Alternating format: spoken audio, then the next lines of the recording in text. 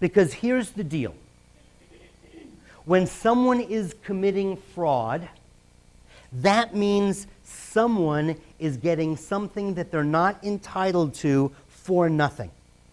Something goes out of balance. There is always something that's going to go out of balance, one way or another. And if you're not looking, if you're not aware, if you're not observant, then you're not going to catch it. Let me give you 2 quick examples. Imagine that you have a dilemma that you don't know how to solve. You get a call, your parent is dying, or maybe a grandchild that was born with an inherent disease. You need to come up with resources that you just don't have, and you need to come up with them immediately. You're the trustee on a client's trust account. There's a lot of money in that account, clearly enough to take care of your problem.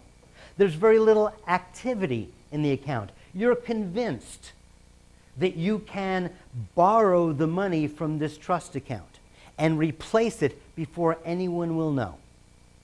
So you know what the problem is. I need to save my father's life. And it's going to take this operation, and I just don't have the money for it, but I've got to get it in time. I've got the solution. I'm going to borrow the money from this trust account. Let me ask you a question. Okay, that happens tonight. You get home tonight, you get that phone call, you decide on your plan. Do you get a good night's sleep tonight? Knowing that tomorrow you're going to borrow a large amount of money from a trust fund, are you going to get a good night's sleep tonight, or are you going to be worried about it? If you're like me, you're going to be up all night. You're going to be thinking about, am I really going to do this? How am I going to do it? What am I going to do when I get caught? Who's going to visit me in jail? Okay? I'm going to go through all kinds of stuff. I am not going to get a good night's sleep. Am I going to be acting the way I normally do when I go into the office tomorrow? Am I going to be my normal self? Am I going to interact with people the way I normally do? Of course not. It's going to affect the way I behave. And here's the deal.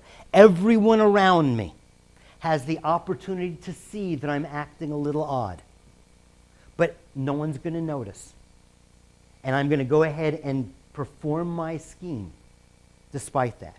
Every single day at 10 a.m., Rick comes to my office and says, Mark, I'm going to Starbucks. Would you like a cup of coffee? And every day at 10 a.m. I say, Rick, thank you very much, but I don't drink coffee. And every day at 10 a.m. he goes down to Starbucks. He sits for a couple of minutes and chats with the baristas. He gets his double non-fat latte, brings it back to his office, and he's good for the rest of the day. On Friday, April 24th, 2015, 10 o'clock comes and goes, and Rick never knocks on my door. Maybe it's nothing. Maybe his alarm didn't go off. He got a late start. He had a cup of coffee on the way into the office. He's not ready for his latte yet. Maybe he got into the office and that document he's been waiting for from the client for months is finally there, and he's involved in this project and he doesn't realize it's 10 o'clock. Maybe it's nothing. Or maybe he's sitting in his office saying, am I really going to steal this money?